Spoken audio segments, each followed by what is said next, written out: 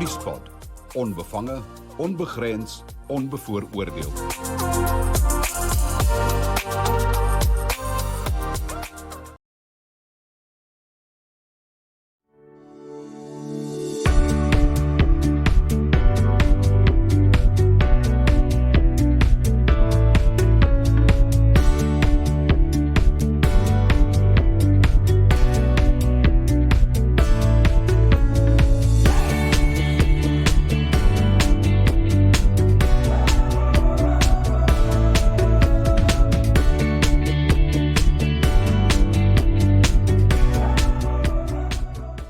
Good day, everyone. So today, my guest here is Hilton Guy, or better known as the Talon Guy, Talon Tough Tools guy. So Hilton, the reason why we thought you would be the best candidate to speak to today is because you've done all the Change Your Life tours. Yeah, so that's incredible. You're the only one who can claim that. So welcome here, and I think you should do the introduction and just tell people who you are and where do you fit in. Teresa, thank you for having me. Obviously a great opportunity just to share some of the history and some of the knowledge that I've built up over the last 15 years. I mean, it's interesting for me to think back because when I first got the invitation from a friend of mine, I certainly wasn't thinking about giving back to society or being involved for the next 15 years and cycling all over the world and the country. It really was just for us. I just started cycling. It was another tour. It looked exciting. You know, for any of us, I couldn't understand how you could do 4 countries in 4 days. That was years back. That was the first one. And that invitation had arrived from a friend, and we made the most of the opportunity and hopped on. We really didn't understand what it was all about. We didn't understand, you know, the Mark Thompson Trust. We didn't understand the charities that were involved and that were going to benefit. But certainly, after the first tour and as time went on, those benefactors have become very important and very close to me. And for our company, you know, there's many ways to, and you're approached all the time. I mean, there's always demands on society to give back and to get involved. But what Ursula and Russell and Jonathan have done over the years is they've really provided an incredible platform for us as a business. And really it's the main focus of our CSR on an annual basis. We're really proud to have been part of the journey. And the benefactors, people like Martin Dreyer and some of the others. Who's also Vanessa, a good friend of yours. Correct, he's become a great friend of mine. But things like the DNA project, I mean, we're all affected by crime as South Africans, so it's all top of mind. But that DNA project really hit hard for me, and I can't believe that we were able to be a part of it. And what Vanessa did, and with that DNA project, to really influence crime in a massive way. It became very important to us to be a part of it. And then, Martin Dreyer, meeting him and spending many tours, many hours on the bicycle, many long, hard hours. He's certainly not at his level, but he's really pushed us and maybe guided us to push our bodies and push our minds places that we really didn't think possible. So Hilton, you're the only one that basically did all the tours. Yeah, Teresa, I mean, we've obviously spent some long hours, and it's just been an incredible journey, as I said, to travel around South Africa, to experience parts of the country that I really wouldn't have. But then also the camaraderie that's built up. We've really pushed our bodies and our minds hard, and to really achieve something quite special. And I think back to the early days. I had probably done an Argus or a 94.7, and I really thought that was how hard you could go. And we were faced with our first, trip over 200 kilometers. And listening to Martin, I mean, he sort of built us up and broke it down as to manageable bits, and inspired us to push our bodies. And after 12 or 13 long hours, we managed to finish it, and I think it was 240 kilometers, a route that we'll be repeating this year. So, and from then, now to do those sort of distances, I'm quite comfortable, and we've become a lot more experienced over the years. Yeah, but you're much more humble. What you don't tell people is you've done other extreme stuff as well. So, Look, I think over the years and over the Yeah. last 15 years, I've been fortunate enough to do some really incredible journeys, whether it's across Tibet to go and have a look at Everest. I'm still so jealous about that. Trans-Alps, I think the BC bike race in Canada also stands out Yeah. for me. But also, a couple of epics under the belt, Yeah. you get quite experienced. But my first love is certainly mountain biking. And road biking, I don't road bike at all. I think the change of life has actually spoilt it for me. Because to head out on Saturday morning and to brave the traffic and the roads, it really has become onerous. But whereas the change of life is so organized, the routes are taken care of, and the escorts, the police escorts that we've got, if I have to think back probably to Mauritius, we had 30 or 40 police motorbikes and cars paving the way. We really felt like we were famous and doing something like the Tour de France. And getting to be in that environment and charge around Mauritius was a very unique experience, and something that I hold, close to my heart. But I know people will watch this and they will ask, but is change of life, is it a challenge? For someone who's done some epics and other extreme stuff, do you think it's still a good challenge?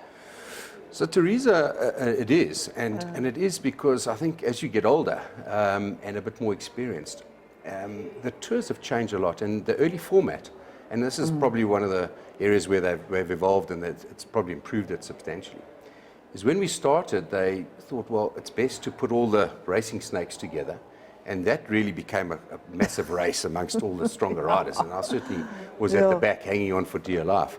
And then you'd have the medium riders in a group. But the devastating thing was you got the really weak riders at the back. And if we ever saw them, they were all over the place. I mean, these guys were really struggling out there. And after a few years, I don't know who came up with the idea, but Ursula Jonathan decided to mix it up. And what they did is they took one of the stronger riders. They had sort of rated them somehow. Took one of the medium riders and one of the weaker riders, and you combined that into 3 different tour groups that were probably of mixed strength. And then what's happened is that maybe if you're one of the stronger ones, I get far more satisfaction out of maybe supporting some of the newbies or some of the guys who are not in the greatest shape, but actually riding at the back and not even pushing them or doing anything else other than supporting them, finding out what's going on in their life, and just spending a bit of time with someone else. I find that hugely rewarding. And that's really mixed up the tour, and so you don't need to be a strong cyclist. The stronger ones will support the weaker cyclists, and together you'll achieve something unusual. You'll go somewhere very exotic, and really mix with people that takes you out of your general circle of friends or your cycling mates or your work environment, and you get to mix with people from very different backgrounds. And over time, many of them become very good mates. And you have also made good mates on some of the tours. Oh gosh, I have lots and lots. I mean, Philip Mello from Time Freight, Albie from USN. We've spent many hours on the bicycle. One of my questions was, we want to know, for knowing Albie, we want to know, how long does he spend in front of the mirror? No. And is there like a little competition out there? No. He's not like that. He is quite an eccentric guy. He's an incredible businessman. Yeah. His brand is so powerful, in the sporting industry. But I mean, Albie is an amazing athlete. He really has looked after himself. Yeah. He's a great cyclist, and I've had many good tours. But generally, hanging onto his tails and trying to keep up with it. So it's true, what happens on the tour stays on the tour, eh? Yeah, look, there have been a few good nights out, but if I can say one thing, about Albie, which was maybe quite unusual, is I woke up, we were on the train, which is quite a small sort of room, but I woke up one night and there he was. I mean, he's always experimenting and doing different things to push himself, but he was sleeping with his feet up against the wall or the side of the train, but he was passed out. I mean, he had been like that the whole night. Now, I'm definitely not comfortable with that. But the theory going from Albie was, no, what he was doing is is if he raised his legs in the night, the lactic acid would flow out the body and it would help him to clean up, so he'd be in better shape for the next day. So that's the secret. That's the theory. I don't know. I certainly was not one to it, and I certainly wasn't going to be experimenting like that. I'm just not comfortable in that position. But it seemed to work for him because he was up and at it the next day. But the other things, I suppose something else that stood out for me was Derek Watts, the TV personality, and I mean he's also become a good friend. But he is also, he's such a pleasure to travel with, and we've had some great fun together. And he's certainly pushed himself on some of these rides. I mean, he's not a youngster, and he's done over 200 kilometers now and properly suffered out there.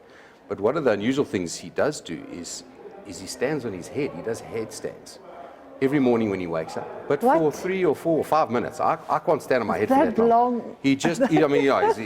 He's a tall guy. But he'll sit, put a towel down, and also, I don't know if it gets the lactic acid or the blood flowing, but he does it every morning when he wakes up. And no matter what's happened, during the day or at night, every night before he goes to bed, he'll sit in his head and clear his mind, I suppose. I remember the tour in Sardinia. They had a lotto going on just to get Derek to ride an e-bike. Look, he's a very determined guy, so you can say what you want, but he's incredibly strong. Yeah. And he's very determined that you will not be, pushing him or assisting him in any way. But he does struggle on some of the longer days, and certainly I think in Mauritius they also had to guide him around. But he will, he at the end of the day, no matter how long it takes him, no matter how much he suffers, he will be over the finish line. And comes the evening, he's back to full strength and he's full of fun. Yeah, yeah.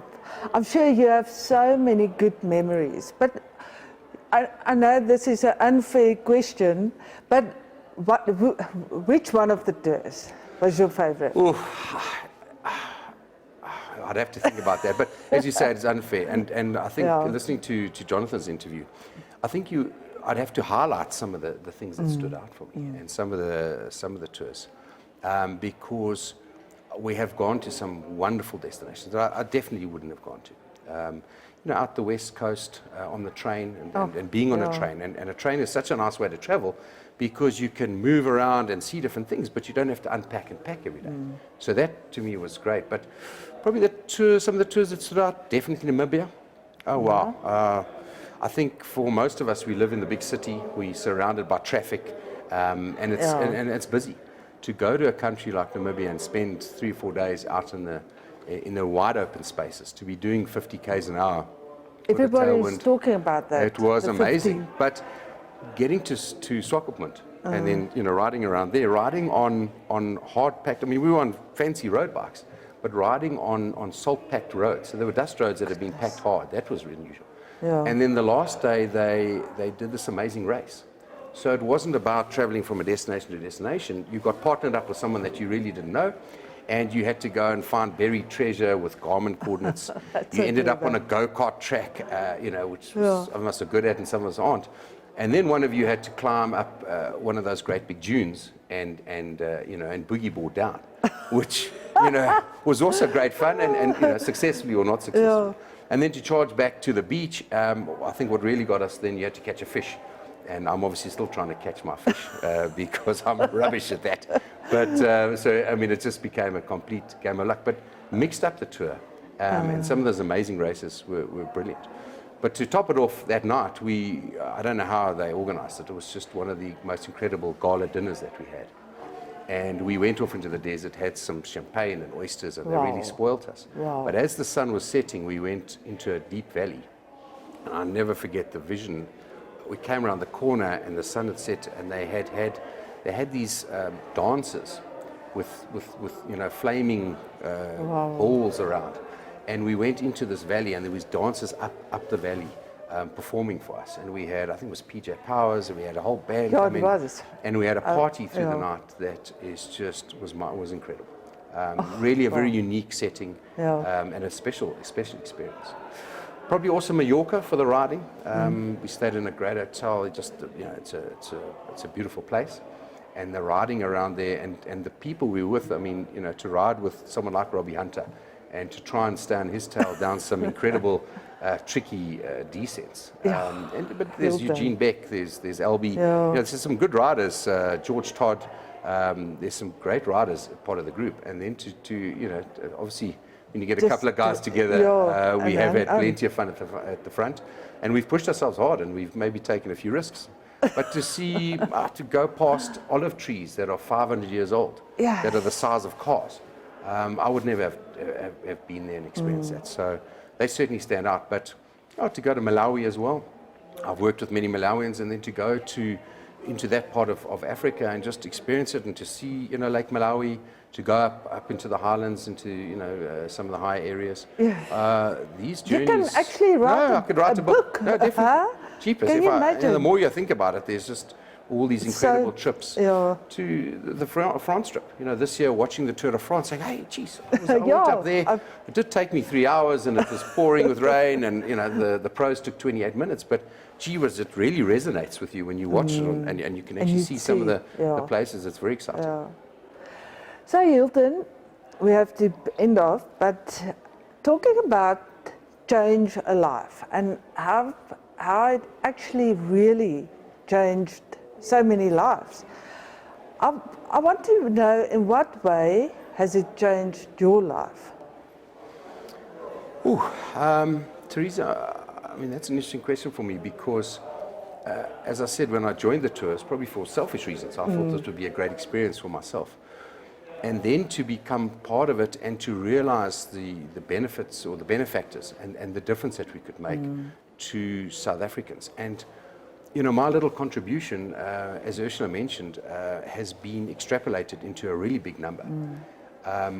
As I said, I can contribute to many things, but what Change a Life has done is a really good conduit for us. It's a very, very structured organization. It's very well managed. And people like Russell Loebscher or Jonathan or, you know, the other directors really run it very well, and it's become important to us. But how it's changed my life, that's also, you know, for me also stands out in that it hasn't been so much about how we're going to change other people's lives. In so many ways, for many of us, we've changed our life. I've become, as you heard, you know, really into cycling. It's become a big part of my lifestyle. It's become a healthy way of living. It's been a way of socializing and meeting. Many of my friends are through the cycling sort of network. But really to see a lot of the participants, and I mean, one of the people that stands out is Ursula. On that first tour, you know, she had never cycled before. She was on a tandem and relied on someone else to cart her around 500 kilometers. And she said herself she was way bigger than what she is now. Yeah, I mean, she's completely transformed. I mean, Ursula is now a very competent athlete. She's running not only cycling, she's into running, and she's become, you know, really fit and healthy and changed her life. But so many of us on the tour, on that first tour, I still remember a gentleman called Kevin from Old Mutual, and he rocked up, I think it was on a mountain bike. I mean, I really don't think he understood what we were doing. And I still remember he had a basket in the front of the bicycle, because he had his telephoto lens, you know, not too dissimilar to a photo sort of proper journalist. I think he was going on safari. I don't think he understood that the last day was 240 kilometers, was going to be 13 or 14 hours out there, and he properly broke himself on the bicycle that day. But we've then, you know, as the tour's gone, we've got fancy bicycles.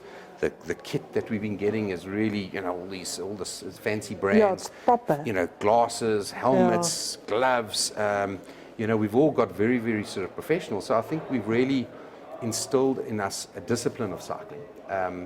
Clearly around June or July, we all get in a panic every year to make sure that we get into shape, because we know what's coming. And it's not easy. Some of those days can be long and hard out there. And we've made sure that we are ready for the cycling tour. Well, I feel a bit intimidated now, but I can't wait 3 to more cycle. weeks. Yeah, it feels too short. But I can't wait, Hilton, and thank you so much. Good, I look forward to... And thanks for being such an amazing ambassador for Change a Life. It's that comes from the heart. That's super easy. Yeah, and you can actually see it. You really can see it, how you live and how you're part of the charity. So thanks. Thank you, Teresa. Cheers. Nuuspod. Onbevange, onbegrens, onbevooroordeel.